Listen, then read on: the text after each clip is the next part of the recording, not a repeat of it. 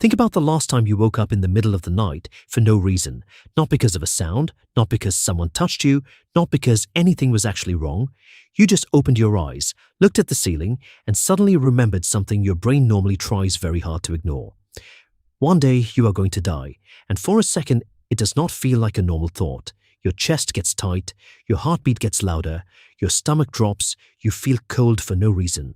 Which is insane because nothing is happening. There is no tiger in the room, no enemy outside the door, no fire, no danger, just you lying in bed being attacked by an idea. That is a very strange human problem. Most animals are scared of things that can kill them. Humans can be scared of the fact that they will die one day. And this is where the story gets weird. Because ancient humans may have been some of the first creatures on Earth that could understand death, but not fully accept it. They could see the body, they could smell decay, they could watch someone stop breathing, but their brain kept asking one impossible question. Where did they go? So what did ancient humans think death was? To understand that, we have to start with something simple. Death hurts because humans were never built to be alone. For most of human history, being alone was basically a death sentence. A lone human is not impressive. No claws, no fangs, no thick fur, no night vision, not even good sprint speed. A human alone in the wild is just a soft animal with anxiety and a stick. The only reason we survived is because we stayed together. So evolution had to make other people feel important. Not kind of important, not socially important, physically important. Your brain had to treat losing people like losing food, warmth, or safety. And that is exactly what it did. Scientists studying grief and social pain have found something uncomfortable. The brain does not treat heartbreak like poetry. It treats it like injury. When people feel rejection, grief, or separation, parts of the brain linked with physical pain become active. So when someone says heartbreak hurts, that is not just a cute sentence, it actually hurts. Neurobiologist Jaak Panksepp studied what he called the panic/grief system. The basic idea is simple. Mammals are wired to panic when they are separated from the ones they depend on. A baby away from its mother cries. A tribe member away from the group feels fear. A person who loses someone they love feels like something has been ripped out of the body. That pain had a job. It pulled people back together. If ancient humans did not feel pain when separated from others, they would wander off, get lost, get eaten, or starve. So evolution made connection addictive. Being close to your people felt safe. Losing them felt unbearable. And then death came along and broke the system. Because if someone walks away, you can follow them. If someone is angry, you can fix it. If someone is missing, you can search. But if someone dies, the brain keeps reaching for a person who is no longer there. And that is where ancient humans faced a problem no other animal may have faced in the same way. They understood enough to suffer, but maybe not enough to let go. Now, humans are not the only animals that react to death. Elephants touch the bones of dead elephants. Chimpanzees sometimes carry dead infants for days. Predators inspect bodies carefully to make sure prey is not pretending. So the idea that animals understand absolutely nothing about death is probably wrong. A philosopher named Susana Monsó argues that you do not need religion, philosophy, or language to understand death at a basic level. You only need to understand two things. One, the body stopped working. It does not move, it does not breathe, it does not respond. Two, it is not coming back. That is the minimal idea of death. And ancient humans definitely had that. They saw bodies go still, they saw the skin change, they saw insects arrive, they smelled what happened after a few days. They knew dead things did not just wake up and walk away. At first, death was probably practical. A dead body was dangerous, it smelled, it attracted animals, it could make the group sick. So maybe the earliest response was simple. Move away. Leave it.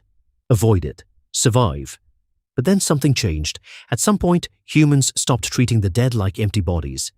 They started treating them like people who had gone somewhere. And the proof is buried in the ground.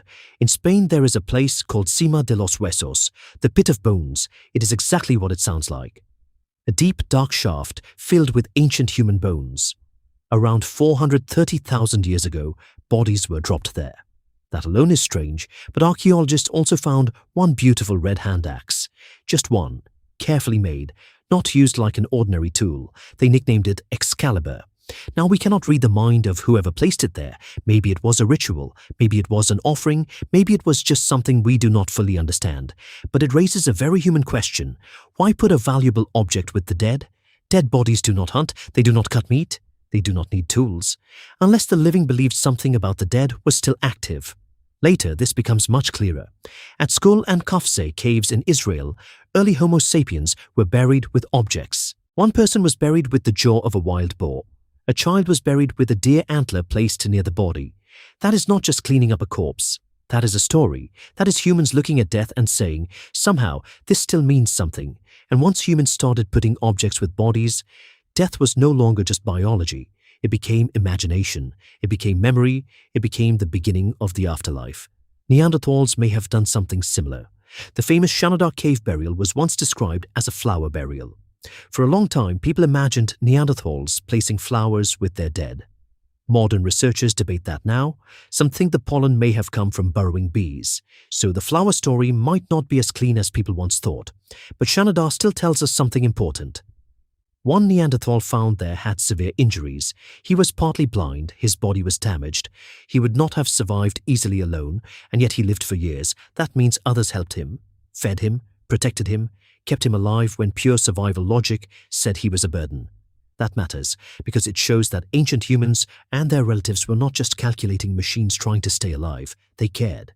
And caring makes death much harder, because when you care about someone, your brain builds a model of them. You know how they walk, how they sound, what they like, what they might do next. Even when they are not in front of you, your brain can imagine them. That ability is called theory of mind. It is one of the biggest reasons humans became so powerful. We can imagine what another person is thinking. We can predict their behavior.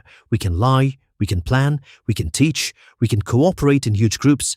But this superpower came with a horrible side effect. The brain can imagine someone being far away. It can imagine someone sleeping. It can imagine someone hiding. It can imagine someone coming back later. But it cannot easily imagine someone becoming absolutely nothing. Try it right now. Try to imagine not existing. Not darkness. Not floating in space. Not watching the universe after you are gone. Actual nothing. You cannot do it. Because the second you imagine nothing, you are still there imagining it. Your brain sneaks you back into the scene. That is the problem.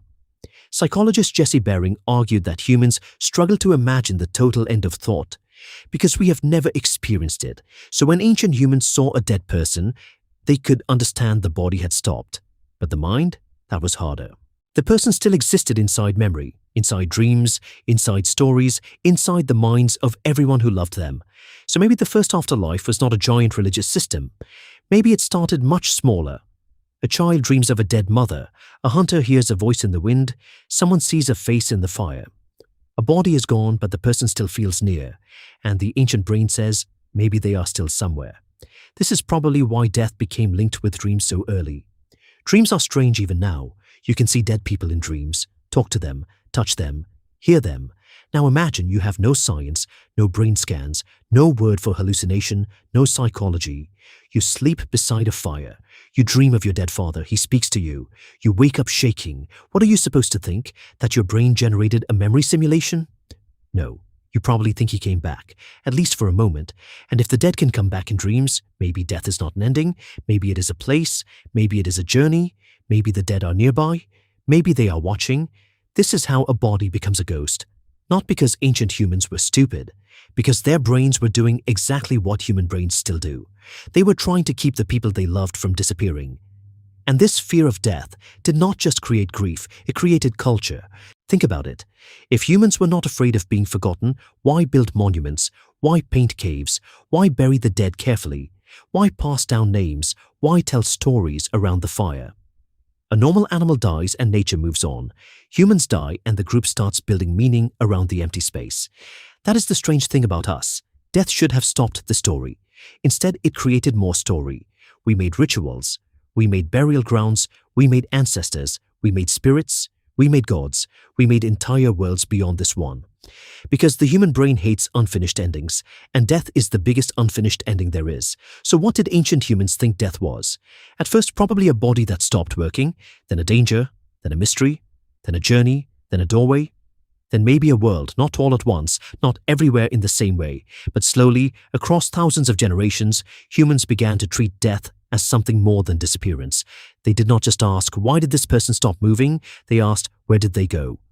And that one question changed everything. Because once you believe the dead went somewhere, you can talk to them. You can fear them. You can worship them. You can ask them for help. You can bury tools with them. You can build a world where death is not the end of the relationship. And maybe that is the most human thing we ever did. We refused to let love end just because the body did. So tonight, if you wake up at 3 a.m. and that old fear comes back, remember this. You are not broken. That panic is ancient. It is the same old human brain staring into the same old darkness, trying to understand the one thing it cannot practice. Death scares us because life made us attached. Grief hurts because love became physical, and ancient humans did not invent the afterlife simply because they were afraid. They invented it because their brains were built to keep searching for the people they lost. Maybe death was never just the end. Maybe for humans, death was the first mystery we could not stop trying to solve. And in trying to solve it, we created stories, rituals, gods, ancestors, and everything that made us more than animals sitting around a fire. So what did ancient humans think death was? Maybe they thought it was the place people went when the body could no longer hold them. And maybe that answer tells us more about the living than it ever did about the dead.